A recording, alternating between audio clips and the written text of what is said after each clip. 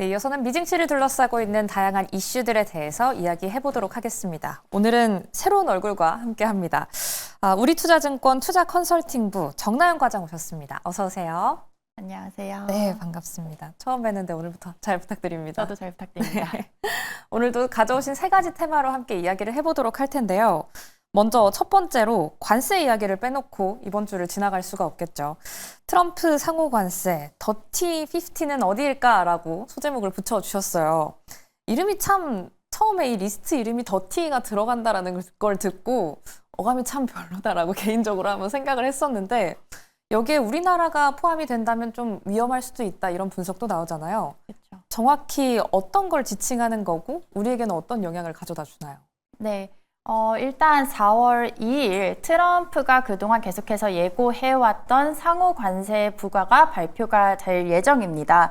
시장에서는 2일 날 발표될 그렇다면 상호 관세의 대상이 될 품목 네. 그리고 국가가 어딘지에 좀 관심이 많고요. 또 이들 품목과 국가가 정해진다면 여기에 대해서 과연 각각 몇 프로의 관세를 부과할지에 대해서 관심이 많습니다.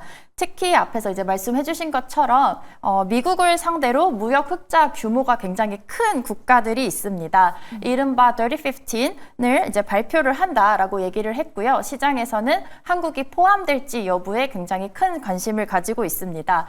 그렇다면 트럼프가 왜 이렇게 공격적으로 이렇게 dirty, 더럽다라는 표현까지 쓰는지 좀 저희가 살펴보면 좋을 것 같은데요. 네. 2024년에 미국 무역의 이제 상품 무역 적자가 1년 만에 한 30% 가까이 증가를 하면서 1조 2,117억 달러로 사상 최대치를 달성을 했습니다. 이렇기 때문에 이제 미국 관점에서는 이렇게 다른 나라들이 우리나라를 상대로 그렇다면 그만큼 돈을 벌어갔기 때문에 거기에 합당한 관세를 지불해라라는 게 이제 트럼프의 입장이고요. 이렇게 됐을 때 이제 트럼프의 기준은 사실 저희가 어느 정도 가늠을 해볼 수가 있습니다. 이미 이제 트럼프가 관세 어떤 갈등을 일으켰던 국가들을 살펴보면 중국, 멕시코, 캐나다인데요. 이들 국가는 미국과의 교역량이 굉장히 큰 국가이고요. 그리고 지금 자료 화면으로 나오고 있는데 미국을 대상으로 한 무역 적자가 큰 탑10 국가에 속하는 나라들이기도 합니다. 그렇다면 이제 우리나라가 과연 속할 것인가를 봤을 때 사실 이제 전 세계 글로벌 시장에서는 우리나라가 Dirty 15에 속할 가능성이 높다라고 평가를 하고 있습니다. 지금 보시는 것처럼 우리나라가 2024년 기준으로 미국 기준에서 무역 적자 탑10 그중에서도 상위 8위에 속하는 나라에 해당하기 때문인데요. 또 이제 시장에서는 지금 4월 3일에 트럼프가 이미 자동차에 대해서는 미국으로 수입이 되는 전체 모든 자동차뿐만 아니라 자동차 부품에 대해서도 25% 관세를 부과를 하겠다라고 밝혔고 그 시행 예정일이 4월 3일입니다. 이렇기 때문에 시장에서는 트럼프가 이렇게 관세를 매긴다고 했으면 그것을 정말로 이번에 시행을 하겠구나. 그리고 그 강도가 조금 강할 수 있겠구나라고 좀 예상을 하고 있고요. 더불어서 트럼프가 이전부터도 자동차, 반도체, 그리고 의약품에 대해서 관세를 매길 것이다 라고 계속 공언을 해왔습니다. 특히 이번에 이제 자동차를 시작으로 했는데요. 지난주에 이제 어떤 언론에서 인터뷰를 했는데 그러면 반도체와 의약품에 대한 관세 부과도 예정대로 시행할 것이냐라는 질문에 대해서 트럼프가 자동차에 부과한 것 그 이상이 될 것이다 라고 하면서 다시 한번 확인을 시켜줬을 뿐만 아니라 이들에 대해서는 어떻게 보면 더 높은 관세를 부과할 수도 있다라고 사실 엄포를 한 상황입니다. 그런데 이 자동차, 반도체, 의약품을 보면요. 미국에서 봤을 때 아까 미국 기준으로 무역 적자가 큰 국가들을 저희가 살펴봤잖아요. 네네. 이번에는 그러면 상품별로 좀 살펴보겠습니다. 앞에서 자료 화면 나오고 있는데요. 전기전자, 자동차 부품, 그리고 섬유 의류라던가 화학 이렇게 트럼프가 공언한 제품들 역시도 미국 기준에서 봤을 때 무역 적자가 큰 업종이나 상품에 속하는 상품들이라는 점이 공통점입니다. 그렇기 때문에 지금 한국에 대한 우려도 굉장히 높은 상황이고요. 네. 다만 그러면 이것이 실제 만약에 발효가 되고 한국이 더리15에 속했을 때 그 영향이 어떻게 될 것인가를 또 저희가 관심을 가지고 보면 좋을 것 같습니다. 네네. 제가 이제 작년 기준으로 우리나라가 그러면 미국을 상대로 수출을 얼만큼 어떤 품목에 대해서 했는가를 좀 정리를 해봤더니 자동차와 자동차 부품이 차지하는 비중이 한 61% 정도를 차지를 합니다. 그렇기 때문에 또 트럼프 입장에서는 왜 자동차를 먼저 관세 부과를 했는지 또 알 수 있는 부분인데요. 앞으로 그러면 반도체나 의약품에 대해서 똑같이 25% 관세가 부과가 된다라고 생각을 해보면 사실 이미 자동차가 차지한 부분이 61%이기 때문에 그러면 우리나라 수출 경제에 있어서 차지하는 비중이 40% 미만으로 낮을 것이다 라고 조금은 그러면 제한적일 수 있겠구나라고 예상을 해볼 수가 있겠고요. 또 두 번째로는 이미 이제 자동차 관세가 나오면서 우리가 반도체나 의약품에 대해서 어느 정도 시장에서 선반영을 해놨습니다. 그렇기 때문에 이 선반영된 부분만큼 시장의 충격은 그러면 또 한 번 제한적일 수 있다라고 생각을 합니다. 다만 시장의 충격이 그러면 예상보다 더 클 수 있는 환경은 무엇인가라고 했을 때 이 더리15에 속하면서 특히 이 반도체 의약품에 대한 관세율이 자동차 25%보다 조금 높다라고 이제 트럼프가 얘기했지만 정말 시장 생각보다 훨씬 더 높은 예를 들면 뭐 40%라던가 50% 수준으로 굉장히 높게 나왔을 때는 시장에서 좀 충격이 굉장히 좀 크게 발생할 수 있겠다라고 예상해 볼 수가 있겠습니다. 네. 전반적으로 너무 컴팩트하게 정리를 다 잘해주셨어요.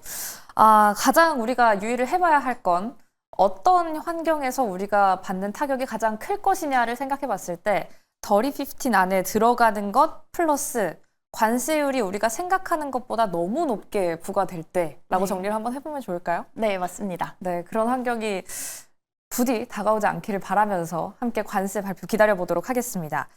두 번째로는 중국에 대해서 이야기를 해주신다고 해요. 중국 증시가 지난 거래일에는 하락 마감을 했다. 단기적으로 너무 많이 올랐다라고 앞서서 기은 아나운서 코너에서 이야기를 해줬는데 3월에 제조업 PMI가 발표된다고요. 여기서 좀 중국에 대한 전반적인 제조업 현황을 확인할 수가 있겠죠? 네, 맞습니다. 특히 이제 중국의 제조업 PMI는 중국 경제 지표 중에서도 저희가 가장 관심 깊게 보는 지표 중에 하나입니다. 그 이유를 또 살펴보면 좋을 것 같은데요. 중국 경기, 중국 GDP죠. 중국 GDP에서 2023년 기준으로 중국 제조업이 차지하는 비중이 26.2%로 가장 큰 산업에 해당을 합니다. 뿐만 아니라 전 세계 제조업에서 또 중국이 차지하는 비중이 31.7%라는 점에서 이 중국 제조업 PMI는 중국 경제뿐만 아니라 세계 제조업 경기를 가늠해 볼 수 있는 지표라는 점에서 시장의 관심이 굉장히 높은데요. 특히 작년 2023년부터 해서 계속해서 중국 경기가 굉장히 안 좋았습니다. 또 이렇기 때문에 그러면 중국 경기가 반등할 수 있을 것인가에 대한 지표로서 중국 제조업 PMI가 굉장히 중요한 역할을 할 것 같은데요. 오늘이죠. 3월 31일 중국의 국가통계국이 제조업 PMI를 한번 발표를 하고요. 네. 이틀 뒤, 다음 날이죠. 4월 1일 중국의 이제 민간 시장조사 업체인데 차이신 제조업 PMI가 발표가 됩니다. 이 둘 간의 지금 지표를 보시면 아시겠지만 회색으로 표시된 것이 이제 차이신이 발표하는 제조업 PMI고요. 파란색으로 표시되는 것이 국가통계국이 발표하는 것인데 대체로 중국의 국가통계국이 발표하는 제조업 PMI가 조금 더 보수적으로 나옵니다. 네. 또 이것을 저희가 해석해 볼 줄 알아야겠는데 50포인트 선이 경기 확장을 의미하느냐 아니면 그 밑에 일대가 경기 위축을 의미하느냐의 기준이 됩니다. 근데 보시면 아시겠지만 지금 2023년부터 해서 2024년 대체로 파란색 보시면 50포인트 선을 하회를 하면서 중국 경기가 그 정도로 안 좋았고 또 더불어 중국 제조업 경기도 안 좋았다라는 거를 우리가 확인해 볼 수가 있겠습니다. 네. 다행인 것은 작년 이제 7월, 8월을 좀 저점으로 해서 조금씩 반등하는 모습이 나왔는데요. 그 이유가 또 있습니다. 중국 정부가 작년 하반기부터 시작해서 이례적으로 지급 준비율을 인하를 한다던가 부동산 경기에 대해서 부양책을 쓴다던가 하면서 경기 부양책을 좀 시행을 해왔기 때문에 그 효과가 조금씩 나타나고 있는 과정이었고요.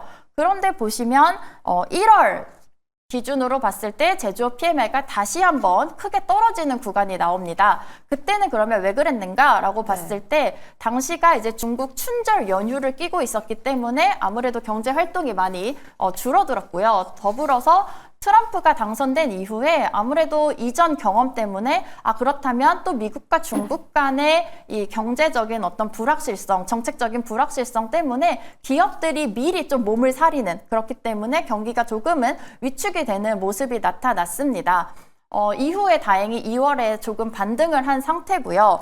또 이제 더불어서 3월에 중국 양회가 있었죠. 중국 양회에서 올해 4조 8,300억 위안, 하나로 따지면 무려 970조 원이라는 대규모 경기 부양책을 발표를 했습니다. 그래서 시장에서는 이 발표 이후에 그 효과가 그러면 3월에 얼마나 반영이 될 것인가, 이것 때문에 조금 개선이 더 될 것인가에 좀 무게를 싣고는 있는데, 하지만 지금 트럼프 행정부가 중국에 대해서 2월, 3월 이렇게 두 차례에 걸쳐서 10%의 추가 관세 부과를 했습니다. 총 20%를 더 추가를 했다라는 얘기가 되는데요. 그렇다면 이 또 대외적인 악재가 또 제조업 경기에 어떤 영향을 끼쳤는지도 시장의 관심사입니다. 시장에서는 지금 시장 컨센서스를 좀 살펴보면 3월 제조업 PMI가 50.4포인트로 경기 확장을 의미하는 50포인트 선을 상회를 하면서 또 2월에 50.2포인트보다는 조금 더 개선될 것으로 예상을 하고 있는데요. 과연 이번 이제 제조업 PMI가 실제 이 시장 예상치에 부합하는지가 관건이라고 볼 수 있겠습니다. 네, 아무래도 3월의 지표이다 보니 우리 증시에도 참 많은 영향을 줬던 중국의 경기 부양책이나 또 중국이 3월 지표가 나오기 전에 부여받았던 관세가 어떤 영향을 주고 그게 어떻게 나타나 있는지를 함께 집중해서 보면 좋겠습니다. 이렇게 전반적으로 중국 PMI 발표 함께 다뤄봤고요. 마지막 테마도 함께 다뤄볼게요. 이번 주 미국의 고용 지표가 정말 줄줄이 발표가 됩니다. ADP 민간 고용도 발표가 되고 졸츠 보고서도 나오고 또 금요일에는 고용 동향 보고서도 나오는데 각자 또 어떻게 전망이 되고 있는지도 고용시장 궁금하거든요. 네, 먼저 저희가 이번 주에 이제 3가지 고용 보고서 발표를 앞두고 있는데요. 4월 1일 미국의 노동부가 발표하고 있는 졸츠 부인이직 보고서입니다. 그리고 이제 또 그 이후에 2가지 고용 보고서가 있는데, 한 가지는 4월 2일로 예정이 되어 있는 ADP 고용 보고서, 그리고 4월 4일에 예정이 되어 있는 노동부의 고용 보고서 발표가 예정이 되어 있습니다. 우선 구인이직 보고서를 저희가 좀 먼저 살펴보면요.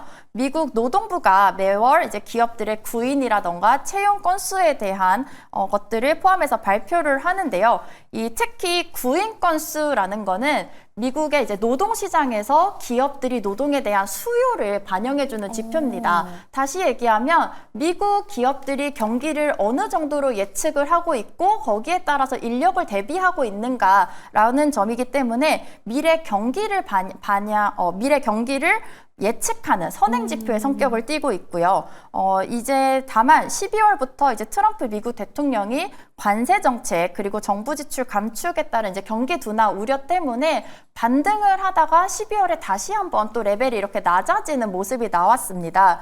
그래서 이제 시장에서는 2월 구인 건수가 1월보다 조금은 적은 773만 건을 기록할 것으로 예상을 하고 있는데 과연 이 트럼프 효과 때문에 이런 불확실성 때문에 계속해서 구인 건수가 이 레벨이 낮아진 채로 유지가 될 것인지가 앞으로의 이제 미래 미국 경기를 가늠하는 데 있어서 좀 영향을 끼칠 것이다라고 생각을 하고요.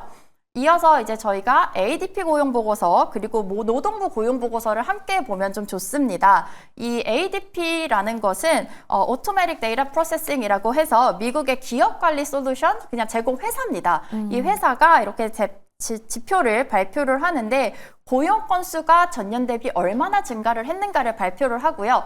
재미있는 것은 이 지표가 항상 미국의 노동부가 발표하는 이제 실업률이라던가 뭐 임금 상승률을 반영을 하는 고용 보고서 이틀 전에 발표가 됩니다. 그래서 미리 노동부의 통계를 조금 가늠해 볼 수 있는 또 지표로 저희가 활용을 하는데요.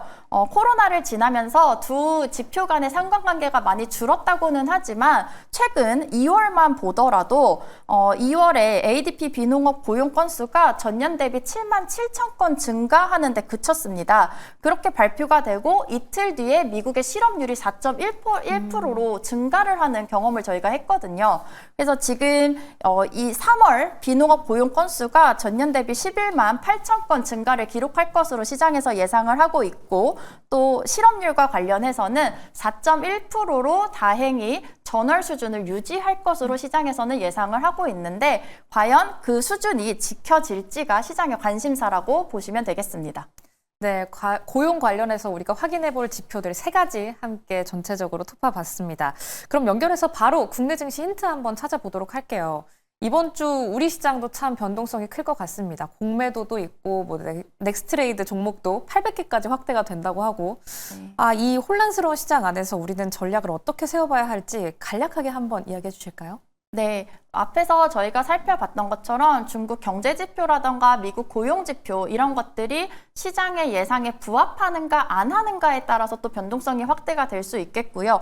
반대로 중국의 제조업 PMI가 시장 예상보다 좋게 나온다던가 아니면 예상과는 다르게 한국이 30-15에 속하지 않는다라고 한다면 또 그만큼 한국의 호재로 작용할 가능성도 저희가 예상을 해볼 수가 있겠습니다. 다만 이제 오늘 우리나라 공매도가 재개가 되죠. 이 공매도가 재개가 되게 된다면 과거를 좀 살펴보면 단기적으로는 변동성이 확대가 됐습니다. 좀 안타까운 사실인데 하지만 또 이거를 종목별로 저희가 살펴보면 좋을 것 같습니다. 아무래도 고평가 우려가 높은 종목에 대해서 공매도가 항상 쌓여왔고요. 과거 경험을 봤을 때 반대로 이 공매도가 쌓이는 만큼 저평가로 평가가 되는 기업들, 종목들에 대해서는 오히려 외국인들의 어떤 수급적으로 원활해지면서 상승하는 모습이 나타나기도 했습니다. 그래서 이 공매도 효과는 종목별로 밸류에이션에 따라서 다를 수 있다라고 말씀을 드리겠고요. 조금 더 장기적으로 저희가 살펴보면 과거 3차례의 공매도 재개가 됐을 때마다 3개월 수익률로 보면 결국에는 코스피는 우상향하는 그림을 그렸다는 점 알고 계시면 좋을 것 같습니다. 네, 오늘부터 시작되는 공매도 재개 저희는 장기적인 관점으로 함께 지켜보도록 하겠습니다. 그럼 오늘 도움 말씀은 여기까지 듣겠습니다. 지금까지 우리투자증권 투자컨설팅부 정나영 과장과 함께했습니다. 고맙습니다.